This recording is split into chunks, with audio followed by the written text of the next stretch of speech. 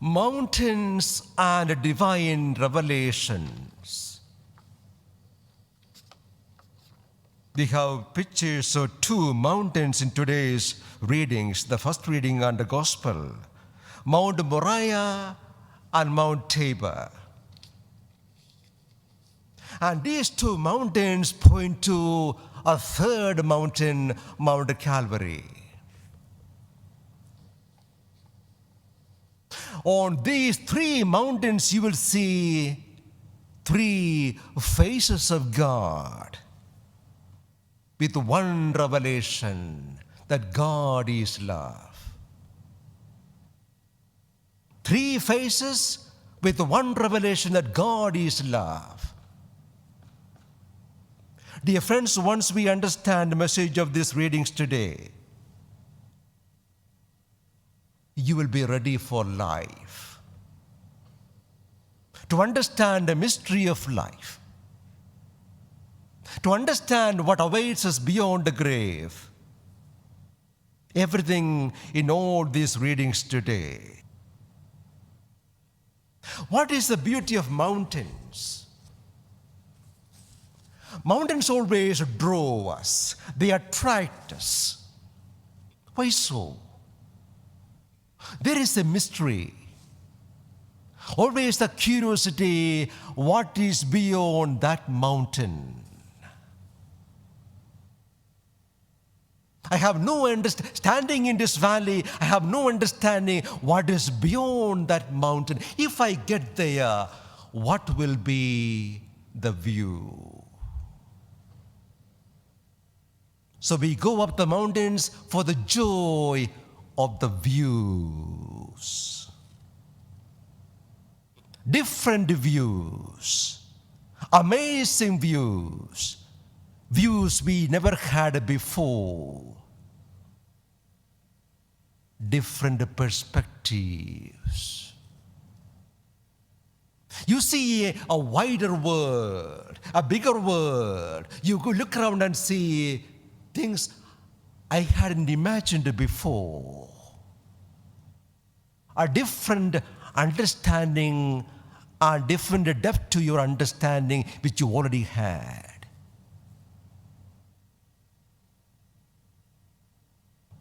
Here the Lord is taking his disciples, Peter, James, and John, up a high mountain, Mount Tabor, to give them a different view, a different understanding of the life they live, and an understanding of the life they are going to have in the future.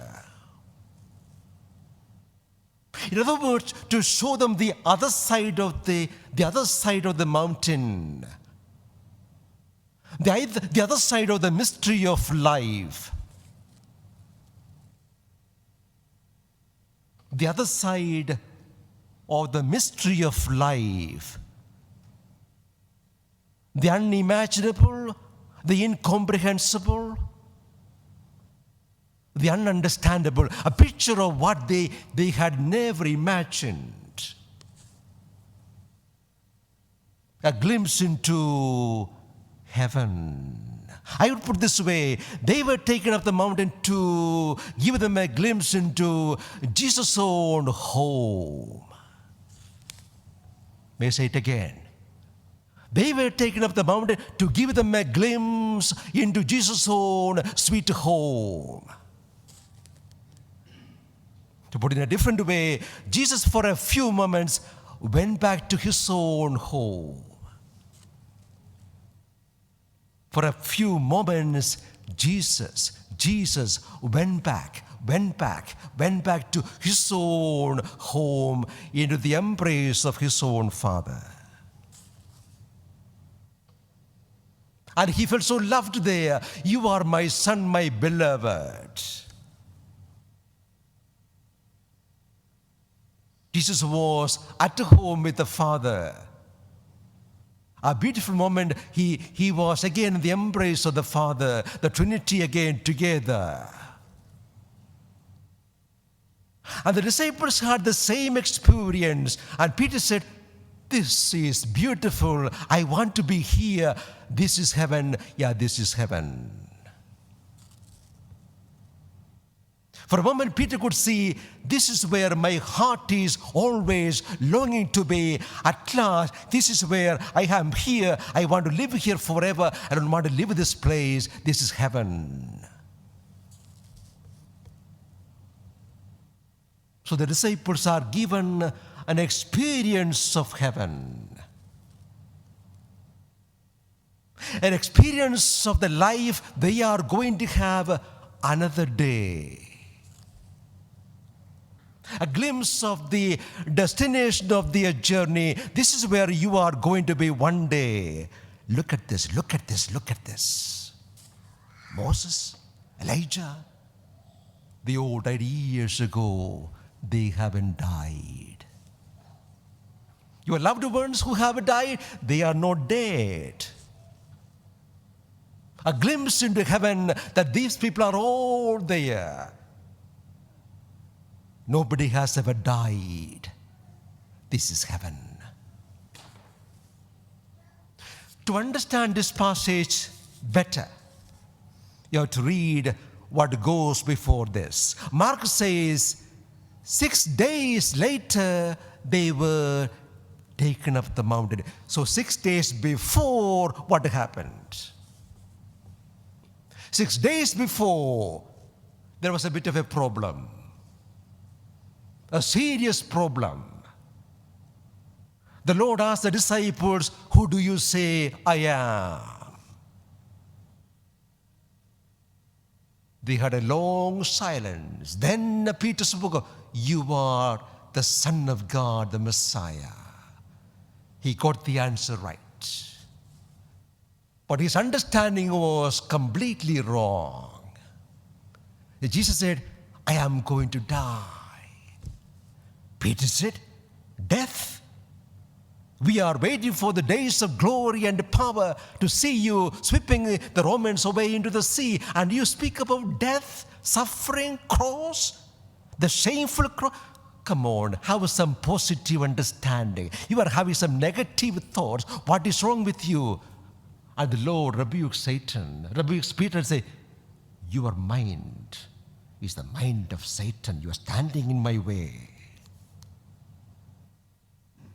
So after this, to encourage these disciples who were really confused, the whole nation waiting for a second David, a Messiah, and there he is talking about death and suffering. So they were really confused. Where are we? What is the point?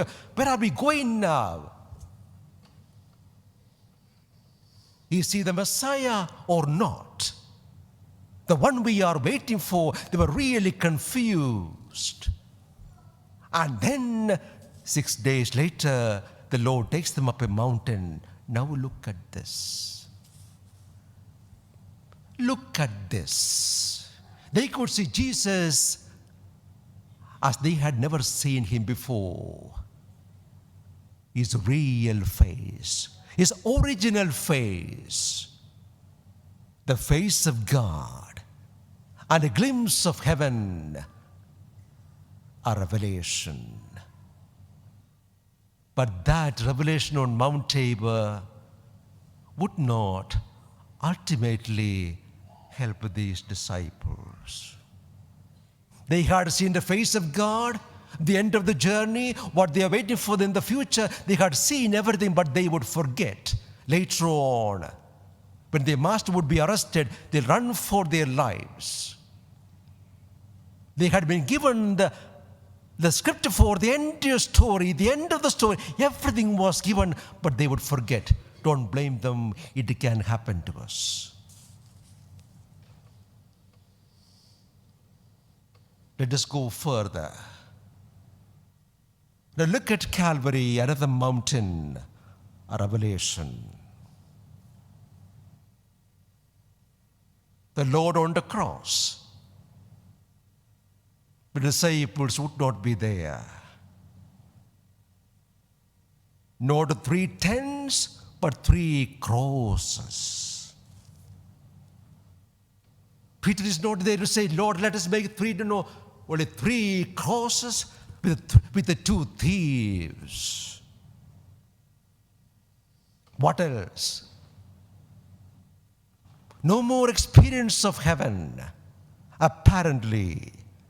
Dark moments, suffering, and the Lord in agony.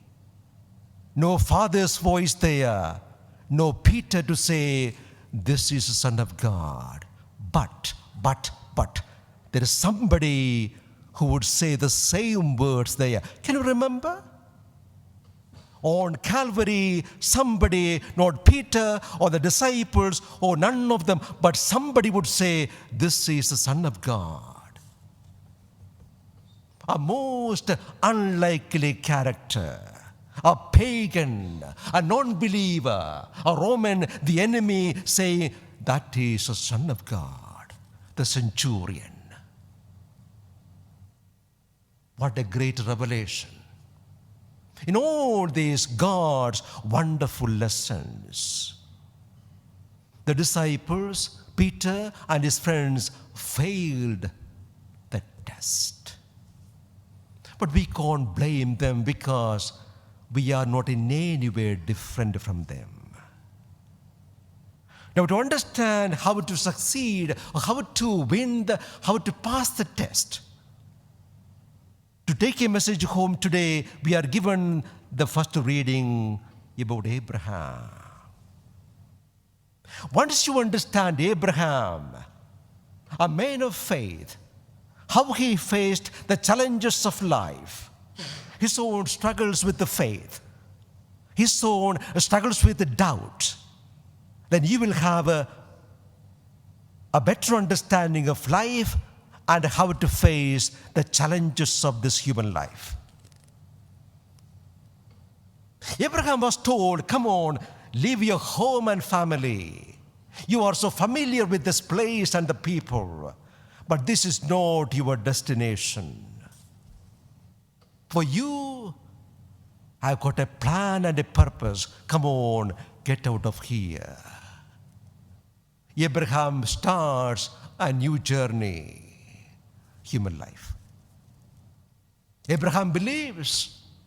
Lord told him, I will show you the place you are going to be, the promised land. Then what happened? The Lord told him, you will be a father to many nations. You are old now, aren't you? And wife Sarah, old, isn't she? But I am going to give you many children, grandchildren. You'll be the father of many nations. Really? Yes. Then Abraham and Sarah, they wait. Long waiting, nothing happened. Then Sarah had an idea. What about a shortcut? Ishmael was born. Only headaches. But God kept his promise. God hadn't forgotten Sarah or Abraham. God came at the right time to keep his promise. Isaac was born. God kept his promise. My dear friend, when you read this passage, you may feel a bit disturbed. The Lord asking Abraham to sacrifice his only son. What kind of God do we believe in? A God who asks for sacrifice? Asking an old man, a son of his own, asking him to sacrifice his only son, his most precious one? That is your first reading. Read again. You are given a revelation of God. God is faithful. He will keep his word. What you are told or what you believe is not the end of the story. You may have some doubts about what, because you see, after having this child, a miracle child, Lord is asking me to sacrifice him, give him back to him. Then what about the nations and the father I am going to be of? Then Abraham must have told himself, God kept his promise in giving me Isaac. And this moment the Lord is asking me to give him back. If that is the way God is speaking, difficult to understand, but I believe if God kept his promise yesterday, he will keep his promise today and tomorrow. That is the lesson.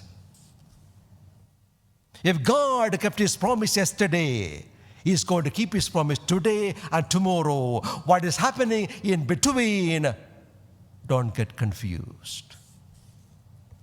Don't give up. Don't ever give up. Just like Abraham, carry on.